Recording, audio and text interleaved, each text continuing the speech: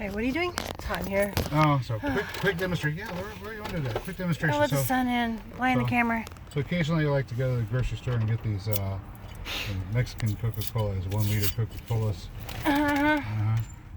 Okay, they're made with actual sugar and not corn syrup. It's kind of nice. Yeah, but you know, these are bottled under refrigerated conditions and under pressure, and so you've got carbon dioxide gas suspended, dissolved into the liquid of the soda. But whenever you remove the pressure, you hear the hiss, and look, see the bubbles begin to appear on the surface. So the carbon dioxide bubbles are coming out of solution because the pressure was relieved. You have to have pressure on it to keep the CO2 in solution. There are 2 things that will cause it to come out of solution, actually 3. You can agitate. Or if you're a kid, let your kid carry the Pepsi bottles. Shake it up, right? Agitate. And that'll encourage it to come out. You see the bubbles coming out more and more on the surface there. And of course, warming it up will cause your carbonation to come out of solution faster. So if you want to keep your bubbles, drink your soda fast. Give yourself gas.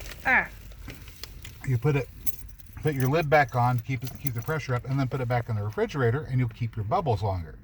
But if you have your soda at warmer temperatures with no pressure on it, then your bubbles just come out of solution and your soda pop goes. That was your experiment? Flat. Because you get a soda? And so that's the deal with not just CO2, but all gases going into solution require pressure and temperature variations to make them go into or come out of solution. How much pressure and what temperature varies depending upon the gas. I can't tell if you're on camera or not. The sun's like blinding me from behind. Where? I think I got the bubbles because I moved the sun over here. Particularly interested camera out of the sun. In any particular gas, you can take a look at vapor points. Do a Google search, or use your favorite search engine to look for vapor points, and you should be able to find the tables for vapor points online. Now, when I was a kid, we had them in a rather large. We had them in a rather large, thick book, where you could just look them up, and just pages of tables with elements, vapor points for temperature, and millibars of pressure. All kinds of fun. We also had lists of pi to Lord knows how many decimal places. Oh yeah, there was like trash on the ground. Oh no! Why didn't we pick it up? Oh. It was plastic, so it wasn't glass. Won't hurt your tires. It was the candy that went crunch. Wrappers. Okay. All right. So what does that talk? What does that have to do with ice core samples again? What does that have to do with ice core samples? There's probably gas trapped in the water, like. If you were trying to find out what quantity of gas was in an ice core sample, you could find out how much is in there now. Right. By taking everything out of solution and capturing it, and voila, Bob's your uncle. That'll tell you how much is in there now. But how much is in there now does not tell you how much was in there in the past, because like when you put an ice cube tray in your freezer and you forget about it, the ice eventually out? Yeah. Even though it's in the freezer, well, the water evaporates in the sun. Water evaporates. Well, even below freezing. As time goes on, you'll have warming and cooling at the surface of the glacier several times before the next layer of snow is laid down, which will melt and freeze into fresh water. And of course, as the temperature rises and falls and changes in pressure occur, you will have CO2 come out of solution in your ice core sample. Ages and ages and ages before your bit ever reached it and you pulled it up to the surface. Everybody who lives with deep snow, like from New England to Wisconsin and the mountains, knows how snow can pack, turn into ice. Yep. Like fluffy snow versus that hard stuff that you can only walk on top of, and then you fall through. Anyway, I've done that before. You can find out how much CO2 is in it now, but the one thing you can't tell is how much warming and cooling in the past have caused the CO2 to come out of solution. You would have had to be measuring that every single year. So taking the ice core sample does not let you know what it was at any point in history. maybe the particles might tell you what dust was sort of in that time era. Like, it's like trying to age a rock at this point. That's what you're saying, right? Actually, you could probably age a rock more accurately. Oh, because once it's solid, it's solid. Yeah. Oh, I take that back. It'd be easier to age a rock. Wow. Oh, okay. So I kind of don't pay attention in class. So what were they using the ice core samples for? For trying to get an idea of how much CO2 was in the atmosphere in the past. Oh, why did they want that? The assumption was that if it was in the ice core sample, then that CO2 was going to be trapped in the ice, and it would give us a clear indication of how much was in the atmosphere. Maybe some ice is permafrozen. Oh, eventually it would get down to be permafrozen, but you don't know how much melting happened as it worked its way down. There would be no way to tell exactly how many times it warmed up and cooled down, and how much it warmed up and how much it cooled down. Hold on, so I'm thinking at best that might be a minimum. Yeah. I guess maybe. I mean, yeah, minimum, the bare minimum. Well, that'd be the minimum of the CO2, but usually sediment kind of goes down, so it would be almost impossible to guess that accurately. Yeah, no, yeah. If you've got meltwater going down into crevices, and the meltwater is carrying CO2 from the present era down into sediment. the strata that you're trying to tap into an ice core, you're not gonna get an accurate ice core. Your sediment be just. So basically, there were some people that went out and wasted a bunch of money on research and came back with data that's unreliable. Well, it's like the tree rings. You kind of gotta be there every day for the life of that tree. Right. But nobody lives as long as a glacier. Now for people that are concerned with man-made production of CO2, I am going to throw you a bone here, because I do believe that you can fix the carbon cycle. I do believe that mankind is actually increasing the atmospheric density, and it is doing so by releasing well, not just carbon, but also water vapor.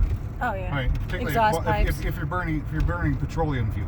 Oh yeah, definitely. Exhaust pipes. Actually, equal amounts of CO2 and water vapor come out of the tailpipe whenever you're burning petroleum. Of course, the carbon portion of that is not as much mass as the water portion of that. Right. Simply because most of the mass involved in making CO2 already came out of the air in the first place in the form of oxygen. So you took two molecules of oxygen and bonded it with a molecule of carbon during combustion. So you're increasing the atmospheric density by a net of, by atom, 12 atomic mass units for the carbon, and 16 for oxygen, 1 for hydrogen, so 18 for each water molecule that comes out. So you have equal amounts of carbon dioxide and water molecules coming out. The water is more than the carbon dioxide. You know you're supposed to stop before that particular line. Just saying. Everybody's a critic. Good thing nobody's trying to turn left. And if we are, in fact, increasing atmospheric density, then we are really changing the climate. Well, that's good, right? Well, because we've lost half of it. Because we've lost a significant amount of our frozen woolly mammoth of our atmosphere due to. We'll call it the frozen woolly mammoth buttercup. Due to cosmic impacts in the past, yes, we are changing the climate. We're changing the climate back to what it used to be whenever this planet was riotously full of life. Well, that would explain T-Rex. Trying to repair the damage, but mankind's not actually doing this to repair the damage. Mankind's doing this because we want to drive our vehicles around. So, are there better ways that we could put CO2 into the atmosphere other than burning fossil fuels? We have to get it cycling though. Maybe. It's a question. Carbon is like the wrong thing to do, because I hope they don't figure out how to do that. The problem isn't the carbon dioxide at all. It's the lack of the cycling. The problem is that we've cut down so many trees, as we mentioned previously. The oceans don't make enough oxygen for everybody. Just the fish. All the massive deforestation that occurred first in the Bronze Age and then followed up with after the Industrial Age. Oh yeah. That's for sure. We haven't replenished those forests. They've been cut down, yes, but they've been replaced with monocultures of junk trees. Of trees that the logging industry thought they could maybe come back and harvest again for a profit. In the case of pines, massive monocultures of pines, and in some places where I was at in the Ozarks, most of those were eastern red cedar, which is really a junk tree. Because they're plugging Oklahoma, they plug western farm, or like cattle. Cattle can't, they don't provide shade for cattle, nothing can grow under them. You gotta either gotta trim them up or cut them down, because they're just, Right, they're not a totally bugs useless, don't eat them. They're not a totally useless tree in the environment, but an eastern red cedar is also not particularly good for the logging industry either. Or your cattle, or anything they else. spread like weeds, and they occupy all the layers. They occupy all of the layers of a forest that you can possibly have, all the way down to the ground cover layer, which is my main gripe about the cedar tree. It takes up every bit of space. Every rancher agrees. It takes up every bit of space that you could be growing. It's not edible. It's not good fodder or whatever. You can't. Your cow's not gonna take a nap under that thing. Yeah. And cutting it apparently sucks too. But you can make you can make hope chests out of it that the moths won't eat your mother's wedding dress. I guess that's an advantage to growing cedar trees, but we just don't need that many of them. But what we really need is a diversity of different species. Not only trees, but also understory trees, upwood trees, shrubs, for vines, example, ground is covers, usually one tree. herbaceous perennials. Multiple layers will allow us multiple opportunities to capture sunlight and photosynthesize that, taking that carbon dioxide in the atmosphere, turning it into oxygen. I smell barbecue. It's not me. Well, there was Billy Sims, and it's Sunday, and the Chinese restaurant, and it's Sunday, and Anyway. somebody's also burning wood in the neighborhood too, which is yummy. But anyways, carbon cycle. Carbon cycle. Monoculture trees.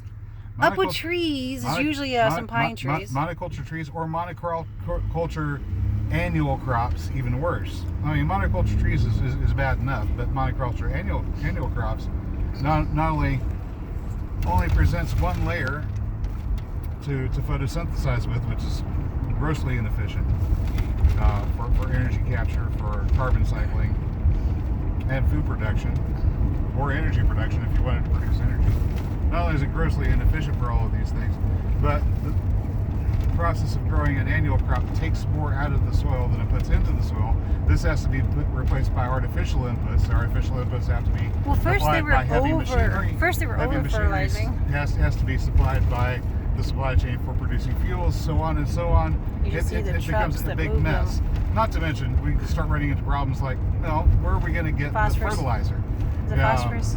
Phosphorus is growing harder and harder to come by year after year, and within 30, 40 years, the easy to get mineable phosphorus will no longer be around. It will be gone. Soda. Teasing the camera. Soda. Soda. So, okay, so let's say not quite as bubbly as it was when it first opened, but still bubbly. A lot of bumps. But it's getting warmer, and of course there's no pressure on it. I was also thinking, yes. Okay, somebody once said if you want to change the world, you have to start with yourself. So let's say, so maybe you live in an apartment. Be the change you want to see. You can't plant a tree. But then again, I've seen what you've done to my tiny little yard that you used to not be able to grow anything in but weeds. I apologize for that. Morning glories at 4 o'clock. That's not my fault. But I was thinking, I go through towns. Right. They're not the biggest backyards. Right. But they're all lawns, they're all grass. I'm thinking 2 trees or a tree in every yard, and maybe a couple shrubbery, and voila. Because I see what you did with the south side of the driveway.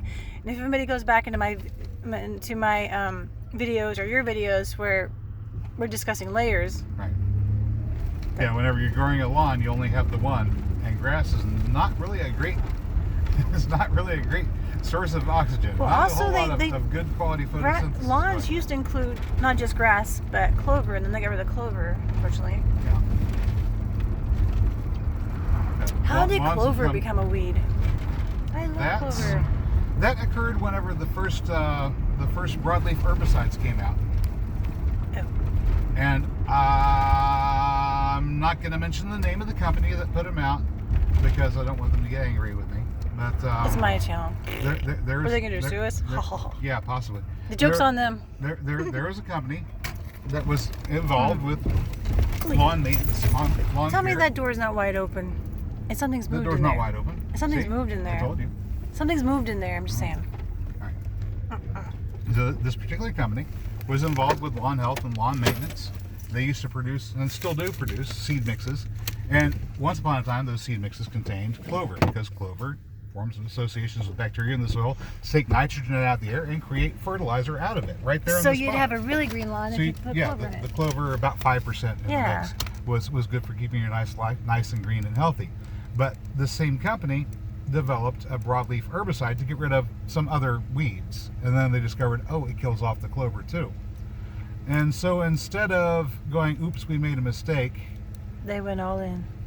they went all in and said, hey, instead of having clover, we're going to provide you with the fertilizer too, and we're going to start marketing this as something that will kill off your clover, get rid of that unsightly weed. So you have that golf course So green yeah, for a lawn. But instead of marketing their seed mix with clover because it was healthy for your lawn, they started marketing products to get rid of the clover, It's just grass. this noxious weed, so you would just have a monoculture of grass. I remember fields of clover. You dodge the bees, and then you braid the clovers, and you dodge the bees, step on the bees, pinch the bees. Oh, sorry, bee. Well, sorry, bee, we've made a monoculture of grass. There's no nectar for you. There's nothing for you here. I love clover. No. Oh, I can tell you, one time I was behind a Home Depot. Nothing for the bees, nothing for the other animals either. You know they say four-leaf clovers are lucky? I was behind a Home Depot. I found one. And I realized the genetic anomaly was in the whole batch. That might not have been clover. I'm pretty sure it was clover. It was clover. White flowers and everything. It was perfect specimen of clover. So, But that one genetic anomaly was in a whole batch of them. So, of course, I picked one, not the flower, of course, because, hey, that's so cool. I'm lucky. Now, on that note, smell you later. We got taken groceries. It was clover. I swear it was. I know my clover. okay. I think I have it. Still, I can't tell you where I stuck it because that would be sacrilege. Would it? Okay, I stuck my four-leaf clover for good luck in my favorite book, the best-selling book of all time. Mein Kampf? What? No, the Bible, you asshole. Smiley later, YouTube. No. What? I stuck four-leaf clovers in my Bible. Mein Kampf. No. Hang on a second. Try that again. Remember, I don't edit. Try that again. Okay, I stuck these four-leaf clovers for good luck in a book. Right. But it would be sacrilege because it's for good luck. Okay. Where do you put them? My favorite book. Oh, the sayings of Chairman Mao? What? They look like Hillary Clinton to you. All right, try it one more time. Okay, so I found this whole patch of four-leaf clovers. And I swear to God, they're four-leaf clovers. All right. I only picked one, not the flower, so I stuck, you know how you're supposed to press the leaves or your favorite flower inside of a book? Last forever because it'll dry out and be perfect. I stuck it in my favorite book. Stuck it in your favorite book. Yeah. Das Kapital? You're just gonna say obnoxious books, aren't you? Yes, I am. I just stuck it in my Bible because it was like it had a snap so it would close and not fall open. My travel Bible. I need those step 2s right now. You're being a jerk. Get to carrying in groceries. Chop chop. Chop chop. Chop chop. You know Mew. Oh no Mew. Where's my step 2s? What? The brownies. What? Oh really? All right. Later.